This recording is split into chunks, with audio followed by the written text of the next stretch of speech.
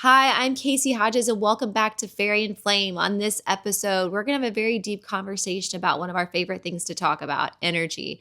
And we have the energy expert with us, Tracey Owens Lowd. Tracey is intuitive, she's an energy healer, and she has a very interesting story about growing up in the South. She talks to us about her journey of sobriety, how that's helped her heal other people. We're also going to talk about the profound night she woke up with all of her spirit guides in one room, including the mystic Edgar Cayce. This is going to be a conversation about energy work. It's going to be a conversation about releasing limiting beliefs and remembering your truth. So join us for this next episode.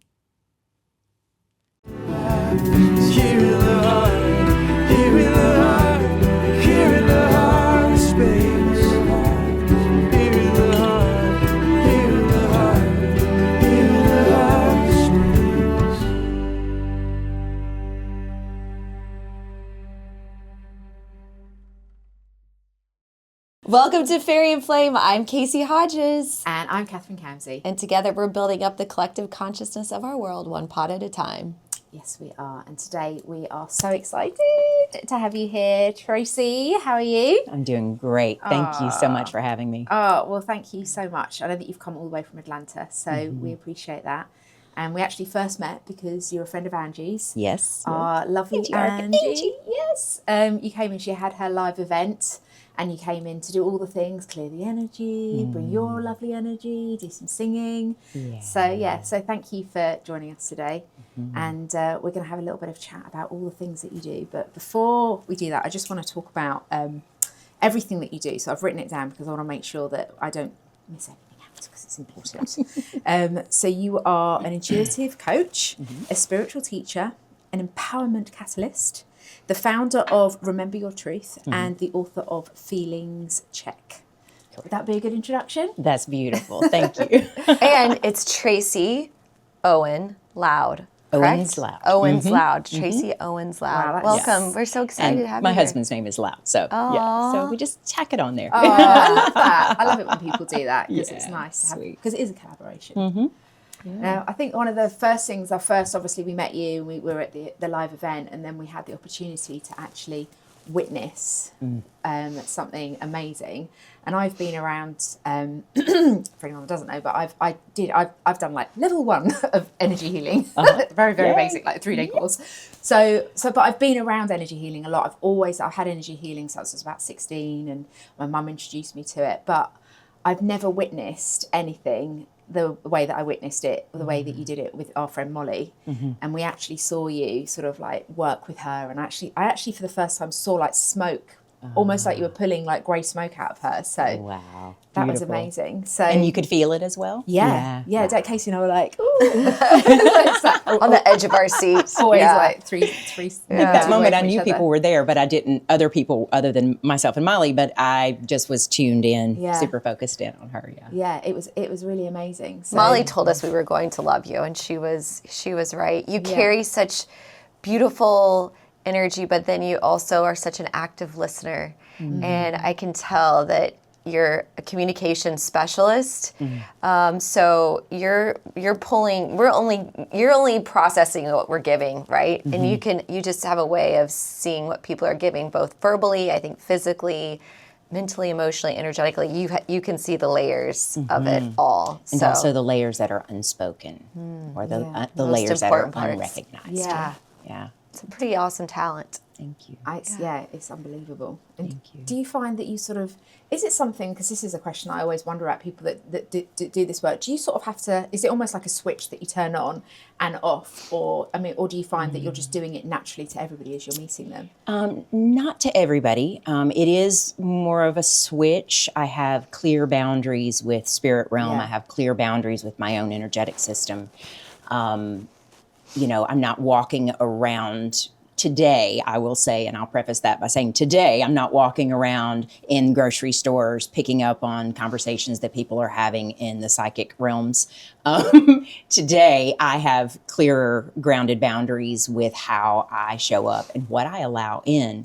But early on, it wasn't the case. I would walk into the grocery store and I would hear someone talking to their grandmother, and then Spirit would say, "You need to say something to her," and I was like, "No, no, I don't actually." I just need to buy my eggs and get out of here. Yeah. Another boundary that I have with Spirit, and there's reasons for all of this, and how do we know how to do certain things is we learn. Ask me how I know. Like, we learn by experience. A boundary that I have in the spirit realm is 10:15 in the evening until 7:15 in the morning. Spirit cannot wake me, shake me, do anything that disrupts my sleep or my still place in my sanctuary, and unless I'm unsafe, unless there's danger and I need to be told. Ask me how I know this, because I had an experience once. So yeah, it's learning and navigating and always tweaking, like, what works for me and what feels aligned. Because if I walked around with a wide open channel all the time, you just feel why exhausted. 10:15 and 7:15? Because that was, at that time, that was the time that I would go to bed. I would go to bed at 10. I would have a little conversation. I would give gratitude, call in all of the ancestors, everyone that wanted to talk with me. And then from that window was my sleep window. Okay. Right. And so it just works for me. I'll tell you just a really quick story. The reason why I say unless I'm unsafe, a number of years ago, I was living in an apartment. A being that I knew and worked with when I lived in California, he came through and he was talking to me, and he was standing at the foot of my bed, and he was talking. And at 10:15, I said, "Nope, we're done." And scene. No more conversation. And he kept trying to get me to talk. He passed over. Trying. Yes. Correct. Okay. He actually killed himself while he was on the phone with me. And so gosh. I listen when he comes. However, in that particular night, he was there, just kept on, very just like persistent, just like, come on, come on, come on. And I was like, nope, nope, nope, nope, nope. Very like, it was an interesting way to set a boundary. But what I also learned is the very next morning, the person right underneath me, in the bed right underneath me, shot and killed himself. And he was actually trying to tell me for safety reasons. So I amended my intention for 10:15 to 7:15, unless I'm unsafe. Wow. Oh, wow. Oh my God, I've got goosebumps Yeah, now. I've forgotten yeah. all my questions. So, right? Stories like that. I mean, it's incredible. But that was another reason why. It's like, let me really work with it. And as I change and grow and morph, I also morph and change and grow my tools and how I support people. Yeah. So is it just literally you having that conversation with Spirit saying, and these are my boundaries. This is what you have to listen to. Yeah, it's as you can simple come as to that. me in my dream state. I'm open to the messages. I just I'm not willing to be in conversation with you in this way. And please do not touch me and shake me and wake me up, because that has happened as well. It's like, I want to honor my physical body. And I understand that when I'm communicating with Spirit, I understand that Spirit knows I can hear them and that I can communicate with them. And, oh, by the way, I'm not available 24/7. Yep, that makes sense. And evolving in this space, what was childhood like for you? There was a lot of love in our family. This wants to make me emotional already. A lot of love in our family. We had my grandma Flossie, my papa Houston right beside us. We had our grandma Connie right beside us. We had a lot of love. A lot of dysfunction as well. Like a lot of big feelings that didn't always feel safe to express. Within our family lineage later on, to learn even more as I'm doing the ancestral work, lots of unspokens, lots of unresolved trauma, lots of withhold secrets, the secrets that have come out. It's just so fascinating. And so that little girl, she didn't really know how to be in this world.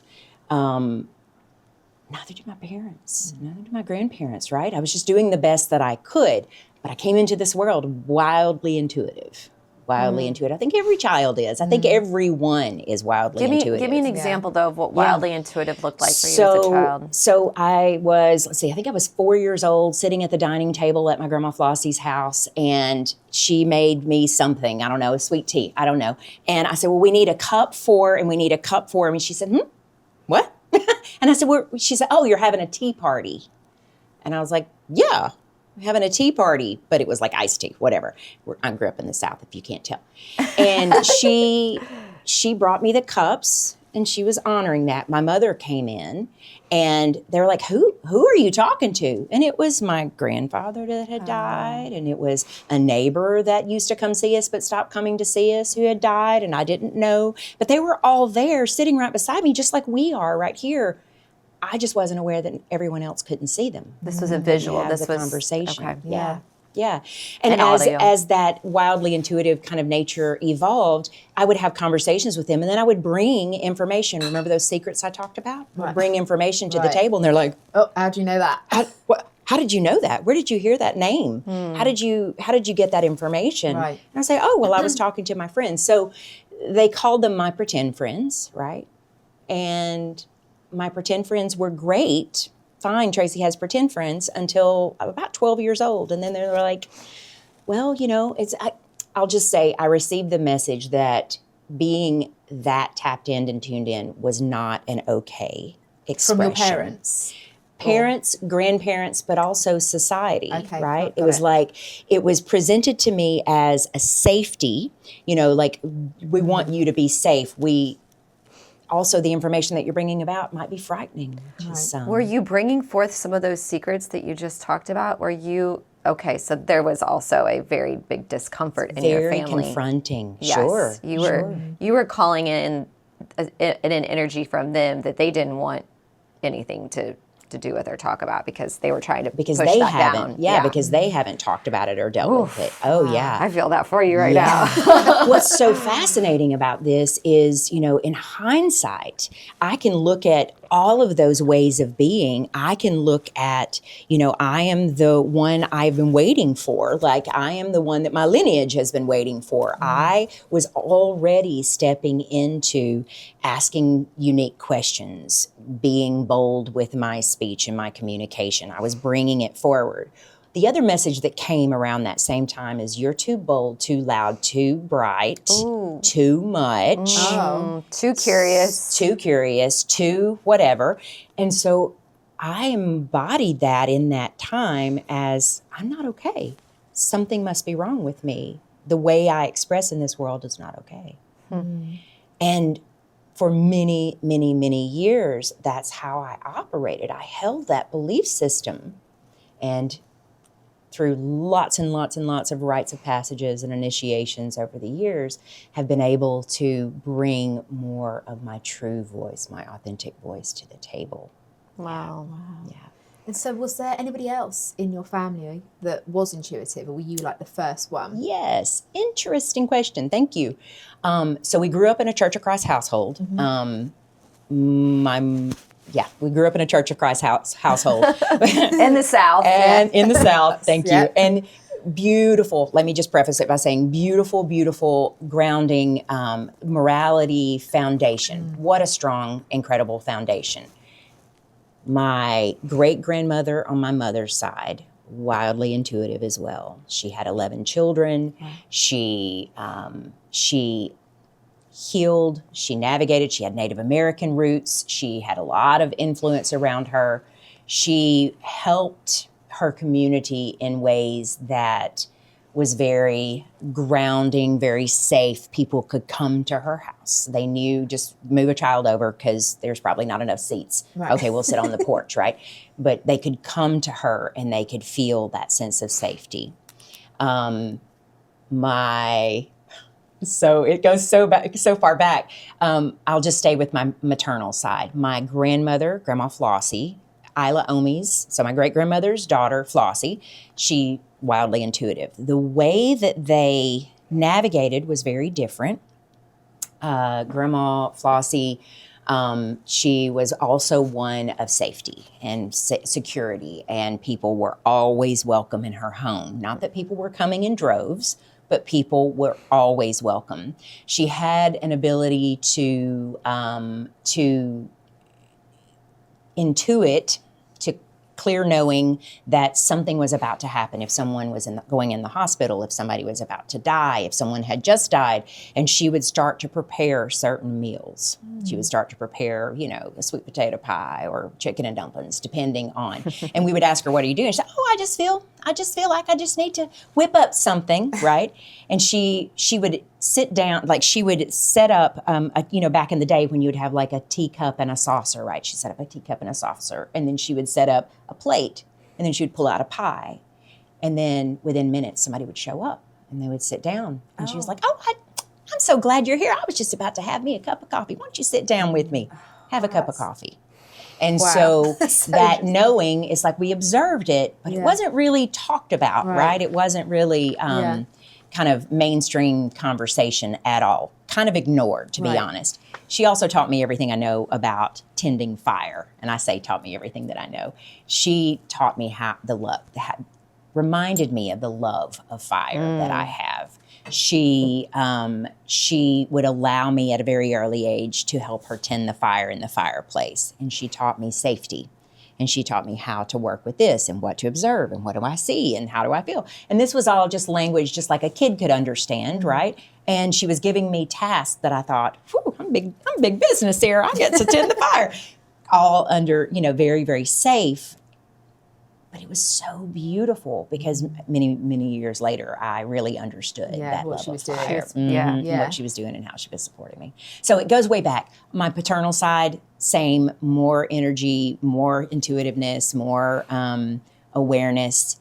I'll just say that there's shadow and light across the board. Okay, that makes sense. Yeah. It's funny though, you bring up something that just resonated with me.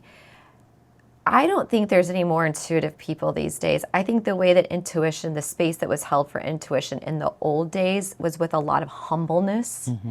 And so it's just you knew. You didn't have to go on to Instagram and tell everyone like how you knew and why you're so much more important. And that's what I admire about you because I see it resonates so much with me because of my lineage as well. There was just a humbleness in it. Yeah. So I will have this person in my home and we will talk through conversation and have food that will heal. It wasn't big and showy or anything like that. It just was. Yeah. And it was felt, right? Yeah. Like this safety or this comfort or this mothering or this protector, whatever it may be. Very felt, not given voice to fully, but very much felt in the spaces. I had an Aunt Flossie too, by the way. Oh my goodness. I've never known anyone with another Flossie. Oh, yeah. I love her. Definitely. I love that name. Yeah. That's so Flossie. cool. It's so fun. Flossie Ellen. Did she talk to you about your skills or was it discussed? Because they didn't talk about it, right? So when we were, when those conversations were being had around, how people perceive me or how they might perceive me, she never really fully gave voice. I will say that if we ask my mother today, she would say, "Oh yeah, Mama just knew things. She just knew things." She doesn't really have language for like what was happening there, like what was unfolding, what was being revealed. My mom, my sisters, all of them, they all have really beautiful intuitive gifts and abilities. I don't want to say that it skipped a generation or it skipped over and then bounced into my experience in my field because she has her own unique ways of knowing things like mama instincts, right? She just has them. Have they worked with them in the ways that I've chosen to work with them? No. None of my sisters. I have 3 older sisters, none of them. You're one of 4 girls. And I'm the youngest. Yeah. Love that. Yeah. My mom's one of 5 girls. Oh, wow. Yeah. So you're in childhood, now you're getting into your adolescence and growing up a little bit. How is this ability kind of evolving with you through life? So, after I received that messaging, that in essence, what I heard was I'm not okay to be who I am. I began at the age of 13 to drink and use drugs. And for 17 years, that was my path. That was the way that I tamped it all down, put it aside. But if you've ever heard the term 10 feet tall and bulletproof when you're drinking and, drugs came in various different forms, there was a level of what I understand now is authenticity that came through in those drinking days, where I would just sing out in places. People would ask me to sing, or where I would just speak a truth, probably not with kindness, probably not with healing energy, but there was a navigation within that alcoholism and in that way of drinking that formed something within me. Fast forward 17 years later, I became, I went into the program and got sober with a lot of help from my family. Like the intervention was there, the whole 9 yards. What was the question again? Because I just got lost in a story. It was how your gifts evolved with your age. Yeah. So as I got sober, I recognized all the way from probably 13, 14 was when I started working in the hospitality industry. And so the majority of the jobs that I've carried and held throughout my life have been serving others, whether it's in, food and beverage, whether it was, in concierge services, hotels, those types of Who things. gave you a job at 13? So it was, in our little town, Boonville, Mississippi, there was this one restaurant that would allow other young people to come in and you were bussing tables or whatnot, that kind of thing. Got it. And then as I became old enough to drive at 15, I was able to get a job at like a pizza place and those types of things. Yeah. But at 18, my mother thought it was a good idea, unbeknownst to her that I was drinking heavily, that to emancipate me so that I could get a job legally in a bar. Oh. In hindsight, probably not the best decision. However, it allowed me to have more freedom and to do more of what I wanted to do. There's only so many options probably in Boonville, Mississippi, too. Absolutely. And the fact that you had a work ethic, which I still see very prominently today, is impressive at that age. So, Yeah. So I think all of those steps of working closely with people and then moving into sobriety and starting to sponsor people and hold space for people, hearing the language like, I just feel so safe with you. I feel so comfortable with you. People just tell me, it does happen in the grocery store where people just turn around and just start telling me all the things. Yeah. And having those experiences of sponsoring people and really just, it's like, it was so interesting to hear somebody say, from such a place of embarrassment and shame and judging themselves, like, oh, and I hate to even say this out loud. And there was never anything in me that felt like, oh, I'm judging you. It was like, oh, honey, that's nothing. Let me tell you some of my stories. It was never about that. But it was just the recognition that, oh, my goodness, these, so many people are thinking that they've done so many awful, bad, shameful things they're embarrassed about. I've done so many things and had so many experiences. And the beautiful, beautiful gift that I have today is that I'm transmuting them still to this day so that I don't hold that shame, so that I don't hold an embarrassed feeling if it comes up. I sit with it. I would say that all of those, particular types of jobs, specific jobs, they helped me what I call create a bedside manner. So I can sit with people and I can talk with people. I can also move things along, with grace, with kindness, with love. I can also help people recognize, okay, we're in a loop right now. We're in a conversation. Speak, give voice to it. We don't want to dismiss it. We don't want to move it along. However, sometimes it's important for us to see if we can reframe and then move on. So I think it's all, did I think that working in a restaurant and working in a hotel back, 20, 30 years ago, 30 plus years ago, I'm dating myself, was going to really become, a part of how I hold space for others and a tool, in essence, a resource for me? Never considered it. But I also see how powerful it is to have that ability. What also happened in there was learning how to use my voice when I got sober, really tapping into my authentic voice. I'm still doing it, by the way. It's the process, but being able to speak up and to speak out and advocate for myself, most importantly, and advocate for others. When did you get sober? So the end of this month, on the 31st, will be 23 years. Wow. Oh, congratulations. For whatever reason, I got sober on the 31st rather than the 1st, but I also know why, because my mom and sister came for me. Oh, they did?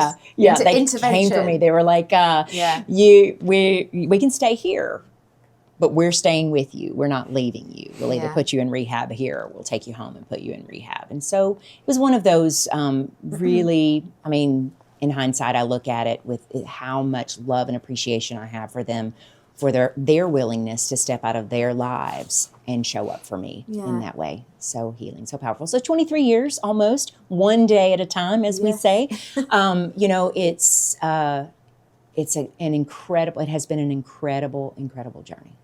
It's so freeing, isn't it? Once you start, I mean, I was never like a crazy big drinker, or necessarily had something that I felt like I had to stop for, but I just didn't enjoy it anymore. Yeah. And I didn't like the way that it was not controlling me, but it was like, oh, well, I can't do this because then I can't drive home, or, oh, I'll have to get a lift with that person, so that I and I realise now, and it's not until I've stopped drinking, that you've actually got so much more freedom with it.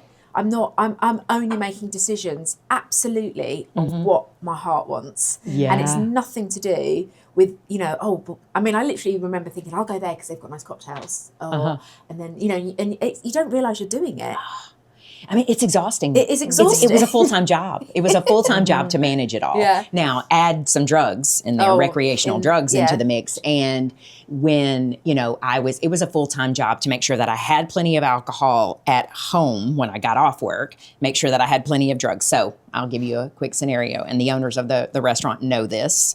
I worked at a bar. I was a bar manager, of course, because then I always know that I'm surrounded by alcohol. Because you're a Virgo. Need it because I'm a Virgo, and why not? And I also had an AM drug dealer and a PM drug dealer that worked in the kitchen. So always knew that I had everything that I need. And back in the day, it was Everything cocaine. covered. Oh, it was? Oh, the drug of choice. Yeah. And so, you know, that became like it was a full-time job to manage all of that. So expensive as well. And so expensive. And then, let alone how you feel the next day. Oh, yeah. You know, And then need it just to and then feel just to keep normal. that train going, right? Just to keep it going over and over and over again. So exhausting. Were you completely, sorry, go ahead. I was going to say, so in that time, so you would say 12 or 13 was such a huge part of change, you know, life changes Pivotal. at that time. Thank you, pivotal. That's the word I was searching for. And then did you sort of switch off? Did you stop getting the messages? Did you stop seeing the people? And Absolutely. then you just thought it was a thing. And then, so how did you go from there? Then you've been through all of that. You've had to have those experiences because, as we know, the experiences help you heal others because you've walked through that fire, literally. So once you've done that, when did it start turning back on? When did you start leaning into that again? Yeah. So, yes, as alcohol came into the field and the mindset shifted that that's not okay, then tamp it down, suppress it, ignore it, pretend that it never happened. And it didn't take me long to forget it, like just forget it, forget that was an ability. When I was drinking, something would come forward, something would express, but I'd never named it. I would never give a lot of attention or awareness to it. As I got sober, the intuition didn't fully just come back full force. I was, you know, remembering some things and felt more peace at times as, you know, as sobriety really took hold. What I think about is, you know, when I think about the how the intuition really came back into my life. A clear awareness and acknowledgement of it because I could not acknowledge it. One morning, early morning or late night, 2012, I was in my bedroom and noticing that something felt different in the space. Back up, I was working for a nonprofit at that time. I was noticing that I felt very just energetically heavy, lethargic, tired all the time. I felt like empathically I was absorbing something, you know, things that people were leaving behind because, you know, they would go to the spiritual center to feel better when they left. And so felt like I was a sponge. And so I had started kind of leaning in and just working on, you know, like, how do I clear this energy from my body?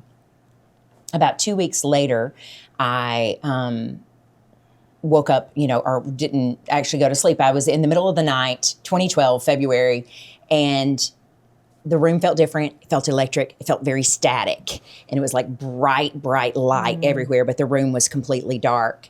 And I started feeling into like, whoa, what is happening? I started to get afraid, frightened, nervous. I wasn't really sure what was happening. And I felt my grandma Flossie. And I had felt her many times over the years. And I had told myself that it was, because I'm thinking about her. I can just tune into her and just say hi, Never really gave it a whole lot of energy during those years. But at this time, I felt her, and I said, oh, hey, okay, oh, wait a minute, how do I see you? Oh, this is weird. Okay, and then over here, another being creating shape, and then another being, and then another being, and then the room was full. And I was like, okay, I don't really know what was happening. So I just closed my eyes, took a deep breath in. I said, okay, all right, well, here we go. Here we go. And it was like the lid of the pressure cooker just came off. And it was the multi-dimensional realms that was all right there in my bedroom. How do they present to you? Is it, do you actually, I mean, what do you Different see? Different ways. Sometimes it's energy, sometimes it's sparkles, sometimes it's shadows, sometimes it's actually a being with a face and a body and all the things. Gosh. Sometimes it's a knowing, sometimes it's a sound, sometimes it's a smell. It comes in all different ways. I have a lot of the They're all the voyants. all the clairs that are just present. So in that space, I look over and I'm like, oh, who are you? Okay, well, I guess, do I need to address you all separately? Okay, well, we'll do this.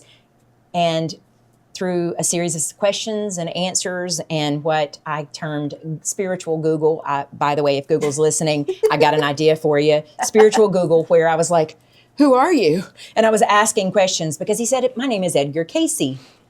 Oh. I said, oh, okay, I know you, but I don't know you.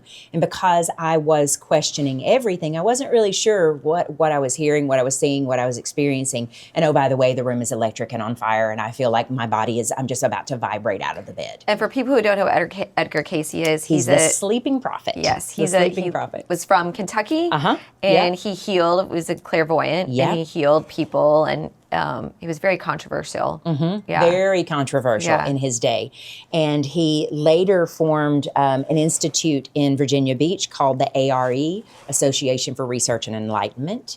So I'd heard of him many years back when I lived in LA. Side note on LA, back in that day, when I was still heavily drinking, something told me, I listened, I said yes to the nudge to become Reiki certified in the 90s while I was still drinking. Oh. And then a few months later, I listened to the nudge to go to massage therapy school, become a massage therapist. Back then, I didn't understand why. Now I fully understand, right? Sure. I fully understand all of that now. So going back to this interaction that I was having, I would say, who are you? Where were you born? What's your wife's name? That was how, it was like, but it was really bizarre. And Googling the whole time to make sure that you were getting accurate. That I was getting the accurate information. He would say it and I would look and I was like, holy cow.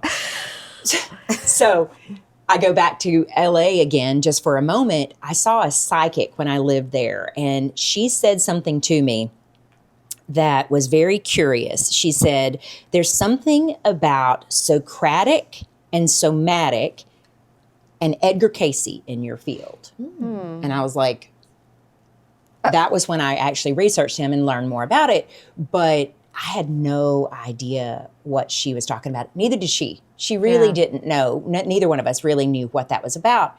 But as I look at that moment, here he is, full force, right in front of me, just all in the space. And I started to recognize and understand the Socratic method, the way in which we ask the right questions in order to help people reveal greater truth, to remember their truth. The somatic, the felt sense, how we move through life from a place of feeling our bodies, feeling our feelings, etc. And then Edgar Cayce. So in that space, what I learned is he had been an ally of mine for many, many years, perhaps even as a very, very young child. So that, I learned, navigated. What did they all want with you that night? What was the purpose of them all being there? If I get bold and say, wake the fuck up. It's like, wake up. Oh. Wake Oh. What happened that day? the- Like, what was it about that day that you think triggered the intervention, the spiritual intervention? I don't think it was anything in particular in that day. Let me just tune into it and see if I can remember anything. I really don't think it was anything in particular about that day. I think it was a sequence of events where I was really ready to not feel like I was a sponge for people. Okay. And it was just like a regular Tuesday. Like it was nothing special. What I did he went want? to What bed. was he talking to you about? It was really just wanting to point to me, like, Just to pay do attention that. here, and you see this guy, pay attention here, and oh, by the way, how are you feeling in your body? He kept saying, how are you feeling in your body? Will you look at that? And he would close his eyes, and I could see him fully. He would close his eyes, and almost like you could feel the eyes rolling in his head, and then he would make a statement to me. But I really don't think it was anything that specifically happened that day. I think it was just like, it's time to wake up. Yeah. It's if you want to move this energy, then there's a greater truth that it's time for you to awaken to and to recall and to access and to learn how to harness and navigate. And to be perfectly honest, after all of that, I mean, I did not sleep that night. I was going to say, not what'd a you do the wink. next day? It was Sleep? full on. I called a friend and I said, I don't know what is happening. I do not know. I have not slept. I am vibrating. My whole being is like, it's like I can see through my own body. I need help. And he said, come on over. And I went to his house and we just sat there. And he was like, what do you feel? What do you notice? And what is that? And I was like, I just don't know what is happening. And it was very, very, I just felt very ungrounded, very not centered, wasn't clear about anything. What I allowed myself to do was just be in it. And so for a couple of days, it was just that sense of that vibration that moving through me. I just observed it and watched it and cried several times because I wasn't certain what was happening. What I do give thanks for is during that time, I had two specific friends that were incredible space holders for me. They didn't understand what I was going through. I didn't understand what I was going through, but they held a space of non-judgment for me. They held a space of, tell me all the things. Oh, that's interesting. Okay, tell me all the things. Tell me all the things. Oh, that's curious. Wow, how does that make you feel? And they would just hold space for me. And so I was able to have lots of conversations with them over that probably 2-month period of time that helped me just feel like I wasn't crazy, because anybody listening would have thought that was absolutely crazy. Did you have a spiritual community at that time? Did you have... The spiritual community was, I would say, my recovery groups, and also the spiritual, the spiritual center where I was working. You know, a few 600, 700 friends that I would see on the regular. Not, I had a close group of friends, but not anyone that I could specifically say would be there to support to interpret the or intuition, the opening. Yeah. Exactly. So how did you start alchemizing all of that? So I started, I developed, I attended some intuitive development classes, found some things online, you know, a couple of places, metaphysical bookstores posted, oh, we teach this. And I was like, okay, well, maybe if nothing else, I can just learn how to not let this take over my life, because it felt very much like I was drinking from a fire hose and I did not know how to manage it. I did not know how to navigate it. Great, wonderful that you're here, Edgar Cayce and Fra and Tato Daho and all the others. Thank you so much. I don't know how to do this. And oh, by the way, I didn't learn how to do this when I was a young child either, because we didn't talk about it. So it was a really big opportunity for me to learn how to harness it, navigate it, utilize it, clear out what works, hold what does work, and just embody it. Just embody it. When did you take it into a professional level?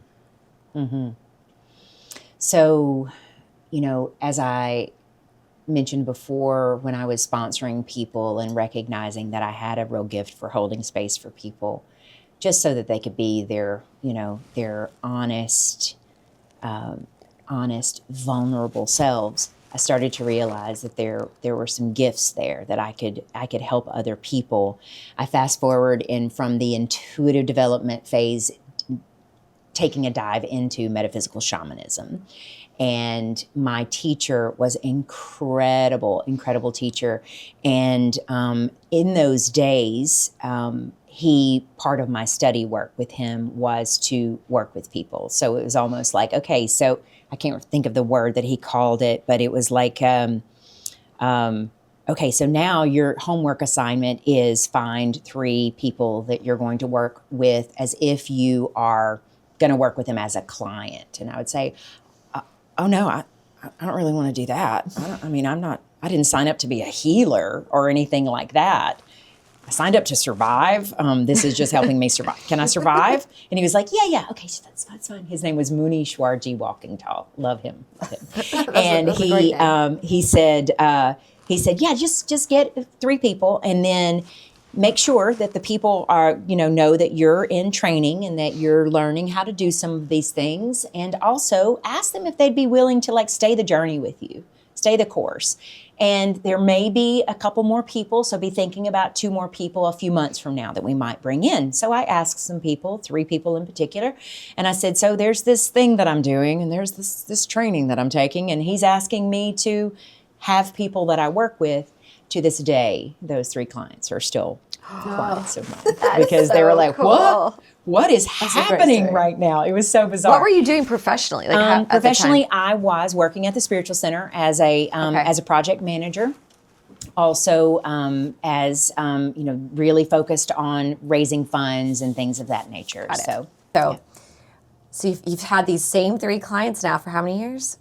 Since 2012, 2013. That's amazing. Wow. It must have been a pretty powerful Yeah. Many of the people that I first started working with when I branched off into forming a practice, I was just doing it part-time. I still had a full-time job and started bringing people in. I would say probably about 18 to 20 of those original clients that I work with still come to me on a weekly or bi-weekly basis, which is just bizarre to me. It's so That's beautiful fantastic. and I'm so honored. Yeah. What Lovely. was the shift from I'm just doing this to survive to holy shit, I'm doing this professionally? Yeah. It just got louder and louder and louder. As I would support people, as I would hold space for people, and then people started, reporting that they were experiencing significant shifts in their lives, that their thinking was changing, that they felt different in their body. It was like kind of the nudge that you just can't not hear. Yeah. And so the people around me, and at that point, my community was, forming and developing and strengthening. And so I felt really loved and held and supported by the people. And it was the encouragement over and over again. And also the people that I was working with, they're like, okay, so when is this available again? Okay, all right, I'm ready to pay you. Yeah. And then it came the jump of okay, now to ask for payment for support in this way. And so as that, kind of energetic exchange. So it didn't take very long, but I was still working part-time with other jobs. And then there came a time where it was like, no, the time is now. Yeah. The time is now. Take the leap. And, it's like, take the leap and the, what will appear? The opportunity, the experience, the expression, the platform will appear. And that happened relatively quickly. And so I went from having 3 to 4 clients to, dozens of clients in a very short period of time. What I love about what you do, apart from, obviously I'm obsessed with energy work and so fascinated by it, but and we were discussing this briefly earlier, it's not just, because I've worked with energy healers before and it's just energy, it's just physical, it's just emotional, it's just on those levels, but you can go into other things as well. You're more about limiting beliefs, or you can go into companies and you'll help assess them and work with the energy of that. It's so much more. Can you talk a little bit about what you do with that? Sure. I'll say this. When I was first really starting to dive into energy work and really, focusing on healing my own limiting beliefs and needing support, I was looking for someone that does a combination of coaching, intuitive awareness or reading, and also energy medicine, and I wasn't finding it. No one was doing it that way. So I said, well, I'll just create my own. Yeah. And I started to serve people in that way. Still to this day, I have not found a Tracey. So I go to 3 different people to receive all of the support that I feel that I offer others, and people report the same. So it is multifaceted in that I can have a conversation with someone. I'm very, very clear when I'm having conversations with people. If there's something, an energetic exchange, if there's an intuitive exchange, that I have their permission in order to be able to read fully, because I'm not all about going into somebody else's field. Sure. There's plenty happening in the world that I just don't need to do that. So there's that part. When I'm working with groups, I have that collective kind of permission to read the room, read the space, read the field. It's not like I'm going into one individual person and saying, hey, you got some stuff going on over there. You might want to look at that, right? So through the bedside manner, the way in which I've learned to harness the energy in my own body, it allows me to see, sense, feel, hear. And so oftentimes how it works, you asked me earlier how I sense energy. I see it and I feel it, and it comes as information. And I have allies over here on the right side talking in my right ear very frequently. And I'll ask a question with someone, to someone, and it might not have anything to do with their intention. Right. They're, intellectually, they're going, why are you asking me that question? But it's to evoke something inside the body and allow it to surface and be revealed. So it's, it's just an interesting way that I've learned to help people work on their limiting beliefs, help people recognize that there are limiting beliefs, help people recognize and realize how they're holding themselves back, et cetera, stagnancies and so on. Give me some examples of what are the top 5 limiting beliefs you see? Oh, goodness, I'm not worthy, I'm not enough, something must be wrong with me, I'm not lovable and I'm not wanted. Or I'm not wanted and I don't belong. Wow. And how harmful are limiting beliefs? Oh.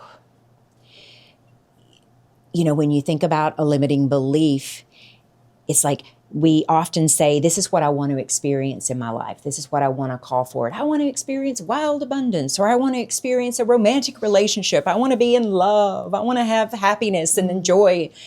And then we look at the limiting beliefs. They're often we're unconscious to them. We don't know what they are. So you got the unconscious, subconscious, suppressed beliefs that are part of our programming, part of our conditioning. And then we've got the beliefs that we know about that are also limiting beliefs. So it's layered, it's multifaceted. It can be quite harmful for us because until we address those beliefs, we spend a lot of our time and our focus trying to create the thing that we want to create the thing that we want to create. But if we're not revisiting those belief systems and programs, Control, Alt, Delete, those are just programs, right? Until we do that, we spin our wheels and we feel exhausted all the time, and we feel disconnected, and we feel like we're broken and like something's not working for us. So it can be very harmful and painful and feel like the journey is never ending and so exhausting. Go ahead. No, I was just say, thinking about that, do you think, this is sort of like a parent's question as well, do people get given those limiting beliefs in the way that your family were like, this isn't, you haven't got that skill, it's not, you need to turn it off, or we're told we're not worthy, we're told we haven't got enough money, we're told, my mum was always like, we won't go in that shop, that's not for us. That's for posh people. Yeah. I feel like I'm posh. I'm posh. What are we talking about? I can go in there. Of course I can. Yeah. So the question is, do we feel like, what was the question again? Is it that, do people give us our limiting beliefs, or is that something that we develop with time? Is it other people, are we listening to other people's noise? I think it's all of it. All of it. I think that from our bloodline, right, it comes down through our bloodline. I believe that we bring it in from previous lifetimes, previous incarnations. I believe that it's our programming as a young child, what we're hearing, what we're knowing. I believe that it's all the way from the womb space, what we're hearing our parents and our guardians say around us, right? I believe that it's all of that. And it's the conditioning, societal conditioning, and programming, the poverty consciousness or the abundance consciousness, and all of the things in between. So I do feel that it's not just, it's just a belief that I have because I want to believe it. It's like, I don't even know that I have that belief because of all of the different layered things in my life and ways of being. I do it because it's what we've always done. Yeah. You know, that kind of thing. Yeah, that's because my mum's mum used to say it to her. Yeah. And then I see my brothers and sisters saying it. I mean, my sister still says, rinse and repeat what my mum says. And I'm like, stop saying that. I don't think that. Yeah. But that's interesting. What do you think of the people that you've worked on that's been your most transformation that you've seen for somebody? What were you working on and how much did they change? Oh my goodness. I've witnessed so much transformation. You know, what immediately comes up for me is I see so much transformation in myself. And as I continue on the path, and as I continue to work on me, and as I continue to remember my truth, and as I continue to slough off the thoughts, feelings, and emotions that are no longer serving me, then I can hold greater space for other people. So I start with transformation of self first, and then I witness all of the people. It's not something that I'm doing. I'm very clear. I am not the healer. I am the space holder. I am the person that's holding unconditional love and safety so that they can remember their self, so that they can heal thyself, right? So when we think about processes and how people have transformed, I've watched people heal cancer. I've watched them completely break off relationships that are toxic for them. I have watched people transform their companies, their corporations through mindset shifts. I have watched people step out of like shells of themselves and step into full vital aliveness.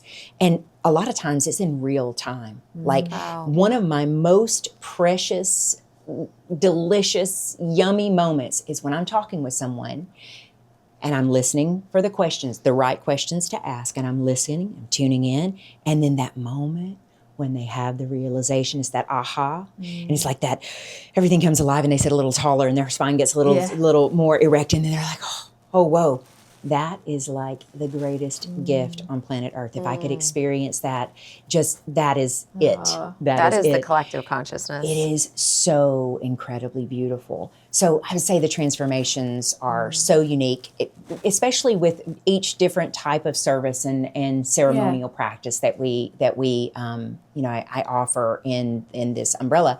One of the things that comes to mind is, I lead fire walks, glass walks, arrow breaks. I work with various different elementals. And one of the arrow break processes is where you're breaking an arrow, a perfectly good wooden arrow with a metal tip. You're breaking it with your throat. Tell us real quick what that looks like in real time.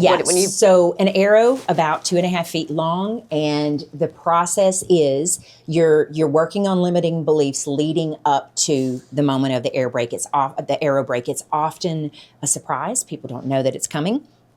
And so as we're working to prepare ourselves for that, we're looking at, where are my limiting beliefs? What is holding me back? And what am I willing to lean into? What am I willing to break through into right here, right now? And they don't often know exactly what's coming next. And so then I bring out the arrow. And the arrow, I ask them to write down their limiting beliefs on a card, and then I ask them to flip it over, and what are you leaning into? So they look at their limiting beliefs and they turn it over, and it's right in front of them on a wall, and we have them step up and they place the arrow right on their throat. Metal arrow. Wood and metal, a metal tip and wood. Okay. And they place it on the just above the clavicle on the soft part of the throat. Yeah, feel it, that little soft part? This little bit. And then you lean up against the wall. I position it in a certain way, and then you lean in with your power stance and you break it. And I watch 300-pound men sob because they're not trusting themselves to lean into those moments. I've watched little tiny petite 4'9" woman go and lean in there and just snap it like a twig. She's just like, oh no, I am ready. It's all about finding your power stance. It's all about stepping in, asking yourself, am I truly ready to lean into this? And then you lean in and you get after it. It's what I say, get after it. Oh, wow. And then you do the thing. And it's just this powerful release, this awareness. It never fails. They'll turn around. And then we pick up the pieces of the arrow. Oh. And then we wrap it and we hand it back to them. Oh, that's remember cool. this. Oh, remember what you've just broken in through and into. When I think about transformations that have happened directly connected to this. Now, I don't want to say this is the only thing that helped this woman heal esophageal cancer, but it was a precipice. She was on a precipice. She was doing lots of really beautiful work. She leaned in. 3 weeks later, she called me to say, no more. Oh, Clean and wow. clear. That's Clean and amazing. clear. Throat cancer, throat Yeah, chakra, kinda- all the things. Oh, No, yeah, no Can't make that coincidence. up. Yeah. So I love it. I just believe have that to it sit played- in that for a minute. That's amazing. Yeah. That's. it had to have played into it somehow or the other, because she believed it, right? Yes. Yeah. She believed it. She Yes. wanted that more than anything, and it was so incredibly, incredibly beautiful. Tell us about the firewalks. Oh my gosh, they're so amazing, so amazing. So it's experiential. When we think about the lies that we tell ourselves, that's coming from the mind. The body doesn't lie. The body knows. We just have forgotten to remember how strong, how powerful, how courageous we really are, how brave we are. And sometimes we need that reminder. This is one of those reminders that you can't not see, you can't not experience. The short version is the firewalks are incredibly powerful. We bring a group together. It's always safety first. I make the statement, nobody's getting burned on my watch. It's experiential. We're all getting involved in the building of the fire. We stand around the fire so that people can feel the heat and the warmth as we're lighting it and all of this. The fire gets to anywhere from 1,300 to 1,500 degrees. So want them to know this is real. This is real. And in a few hours, we're going to be walking across these coals. Now, we're not walking across at 1,300 degrees. It is a little bit cooler, but it's not a whole lot cooler. It's still hot coals.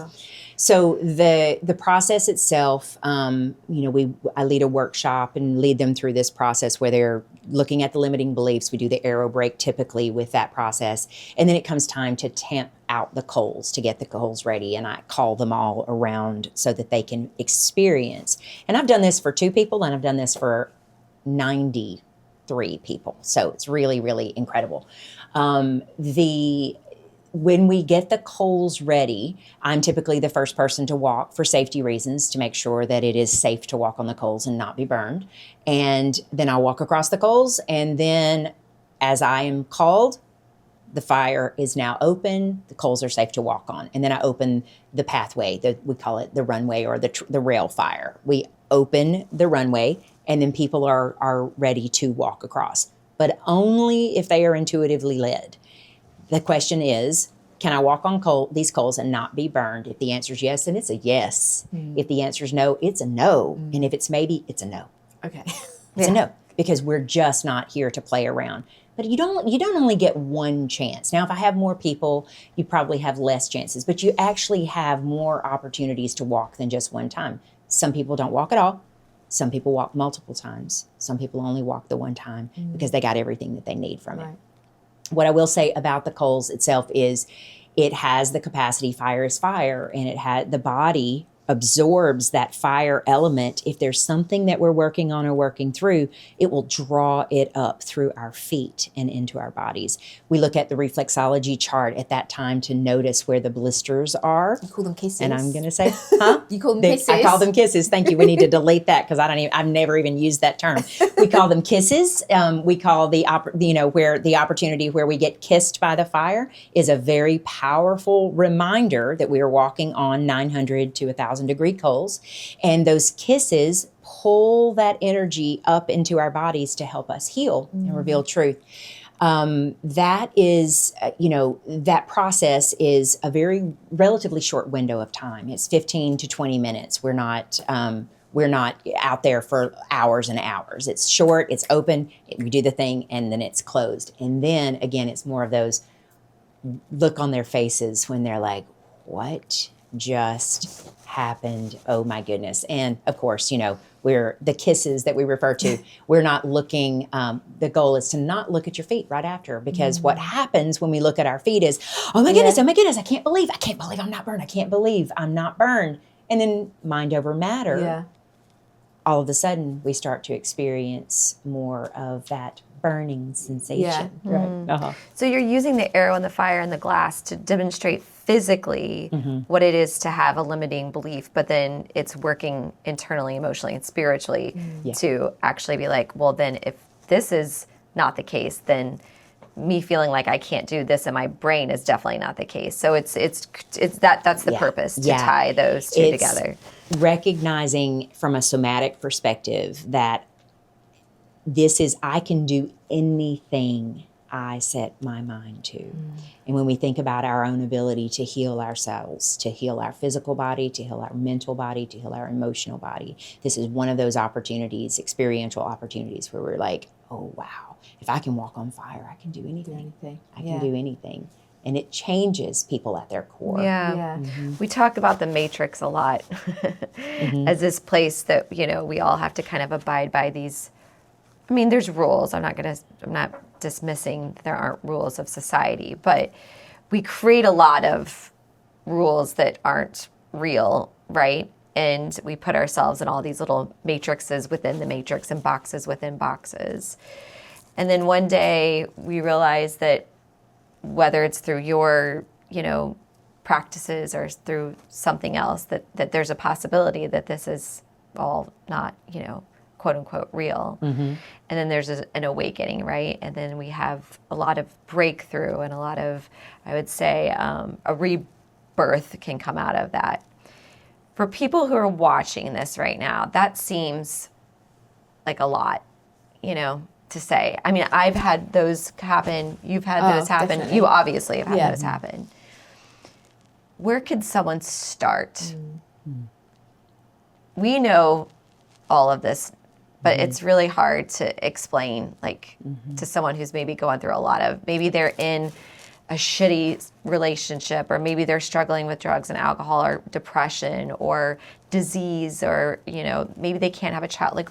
Whatever it is that's happening, how do you recommend just stepping out for just getting that 1 foot out there?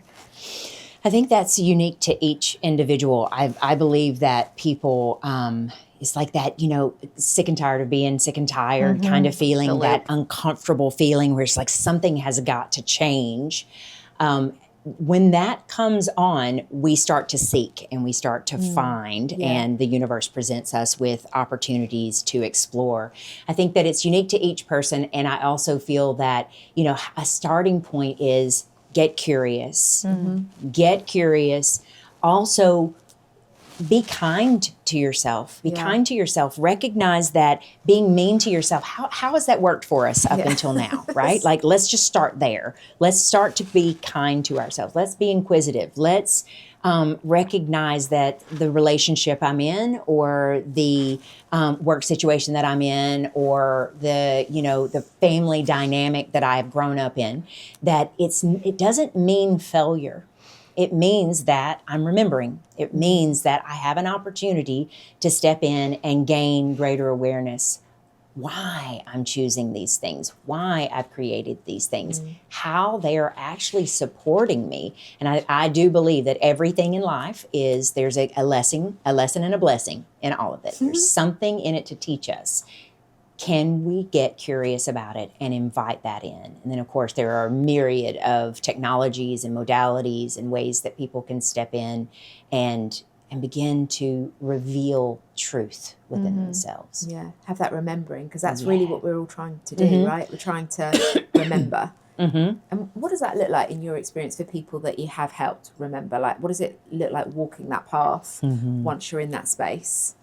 Once they're in that space of remembering, people are calmer, more joyful, more peaceful. They are less reactive, more responsive. They might not get it right all the time, because none of us do, right? But they have tools and resources that they can remind themselves in any given moment. Hold on, wait a second. I was so mean to myself just now. Let me reframe this. Check yourself. Checklist, yeah. Check yourself. I think that as people start to notice the shifts in their lives and they start to make the changes with their relationships, with their jobs, with those types of situations that they feel are obstacles or feel very challenging for them, they start to feel the relief and they start to feel like, oh, wait a second, I'm really doing something here. Oh, wow. And the moment that people recognize 3 months ago, 3 years ago, I would have done that very differently. It's like that itself builds momentum in people, and they see tremendous shifts. Really, it's like a momentum starts to build when they start to acknowledge, oh, whoa, this is so different than how I would have dealt with this before, from that reactive place. I look at all of the ways in which I needed all of those layers of support in my own life. And so through the lived experience and through the initiations that I have lived, called forth, and experienced, it's like it helped me see that there's a need for all of these things. And I also want to be very mindful that I don't want to spread myself too thin. I don't want to dilute anything. I just know where the superpower comes in, and it's through that active, intentional listening, it's through communication, it's through helping others tap into their intuition. Our intuition, when we're accessing that, it's calm, it's neutral, it feels supportive. When we're in that fear-based place, not trusting our intuition, it's volatile, it's abrupt, it's forceful. And so I want to support people with whatever path they are on, whatever they're doing, whatever I'm supporting them with, to begin to learn to listen to that intrinsic nature within us all that is intuitive by nature. Before we wrap up, I do have one more question, because there is an element of you that's so interesting, which is the physical healing. So you do have people that come to you with, real illnesses, and they're looking for some reprieve from that. And there's an energetic work that you do to help with the reprieve. How prevalent do you think is, this is your whole work, so prevalent's not the right word, but can we just talk real quick to the fact that there is real energy attached to real disease? There is real energy attached to real pain in the body. There's real energy attached to real sickness. Can we just talk real quick about that? Because that is a very unique part of your work. Sure. It is my belief that every illness, every ailment, every complaint that we have physically or emotionally, there is a metaphysical causation. So there's a deeper truth and deeper awareness. What I also want to be very mindful of is, it's not like people are out here going, well, I gave myself cancer through my thought processes and limiting beliefs. Like it's not that. It's the things that we don't know about that are stored inside the cells, the molecules in our body. This is an opportunity for people to bring those things to the surface, to acknowledge them, to recognize them, and to release them, just transmute them, dissipate them. So it's not about you did a wrong thing that created this pain that you're feeling in your body. Doesn't represent failure. It's saying, no, there's something that's up for us. And remember, everything's a lesson. So this is teaching us something. It's showing us something. It's calling something forward to the surface so that we can look at it through different eyes, through kind eyes. And so, as I think about working with people in all different facets, it's remembering that it is heal thyself. Create an environment or an atmosphere where you can do that with kindness, softness, compassion, loving eyes, loving heart, openness, willingness. I like to say that people, it's like you're already halfway there when you have an awareness that something is off. When we have physical ailments in our bodies or, disease, the body's already telling us something is off. So we have an awareness of that. The next step is a willingness. Do we have a willingness to do some of the inner work, we call a deep dive? Are we willing to do the deep dive, or we just want to keep it up here? Because we can do all of that. That's totally fine. We can keep it more surface level. The majority of the people, once they realize that there's something more that I'm ready to uncover and unearth so that I can remember about myself, so that I can experience more authenticity, they say yes to this. They say yes to this, and they show up. So the way that I work is again very unique. When a session starts with a intuitive coaching kind of conversation, start with your intentions. We have those conversations. The first part, it's all energy. So energetic movement is happening throughout that process as well. Then we move to what we call the table, or if we're working virtually, you go to a place where you're relaxing and calming yourself to to just be in a space of meditation. And through the series of questions and the intuitive guides and through my own, awareness, I'm able to peer into the body, to listen to your higher self.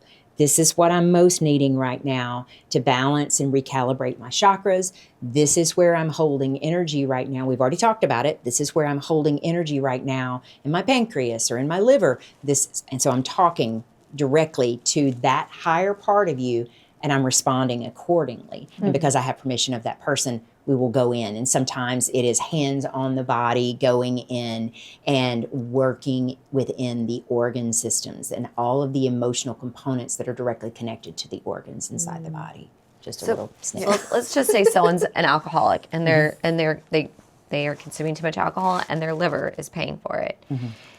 They know that, right? And you can see that. Mm-hmm. But then are you then going to the energetic reason behind the alcoholism? Mm-hmm. Okay. Yeah. Okay. We look at those limiting beliefs, kind of like the ones that we talked about before, like what is underneath this? Oh, there's fear. Okay, what's underneath the fear? What narrative? Putting words to it. What narrative are we telling ourselves? What belief have we been holding inside of our bodies? Also, what are we distracting ourselves from? Where are we not loving ourselves? And so we ask those types of questions so that we can wrap our arms and minds and hearts around it just a little bit more. And we're saying, yes, the liver is showing up right now with symptoms. It's uncomfortable, and I get it. And you don't feel well. And the liver's probably holding a lot of anger. Who is it that we're angry at? Is it more that we're angry at Joe and Jim and Jane? Or are we angry at ourselves? And if we're angry at ourselves, let's start there. You want to start there?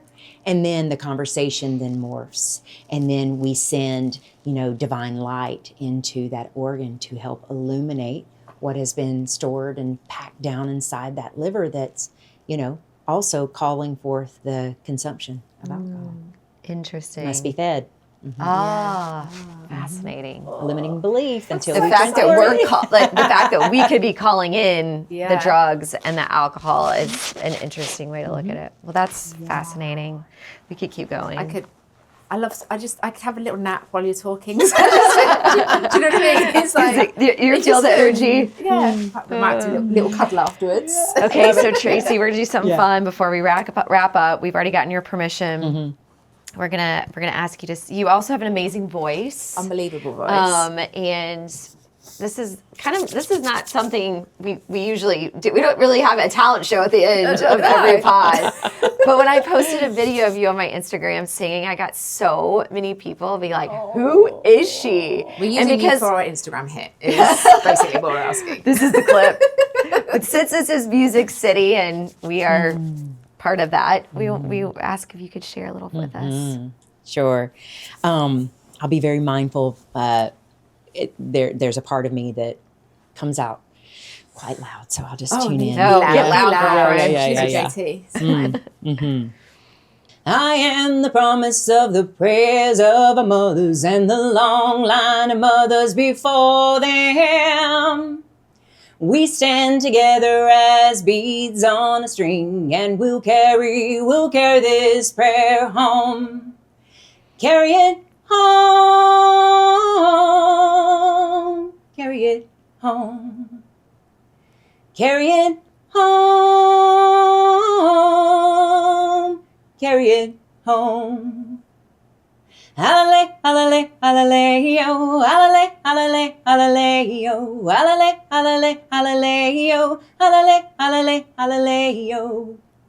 I am the promise of the prayers of our mothers and the long line of mothers before them. We stand together as beads on a string, and we'll carry this prayer home. Carry it home. Carry it home. That was beautiful. Thank you so Never much, quite done sister. it that way before, so thank you. That's all we needed. I just needed that little boost of a sing-song this morning. Thank you. Thank you so much for being on our pod. One more thing that I have to say. Oh, go for it. Oh no, don't cry. Hang on. Cry. No. But this whole time you've got. Oh God. I have to cut this bit out because I hate crying. You've got the same shoes on as my mum wore. And it's just that whole, as soon as you sat down, I saw my mum's shoes, and it was like, they would be, she would be like, you can just slip these on. You don't even just slip them on. You don't even have to, like, I'm not even doing laces, Catherine. I'm just, and it was always like, and then she just bought tons of them. And then my mum, when she passed, she had a brain tumour, so she started to buy loads of them. Oh my God. So there was, we had so many. Yeah.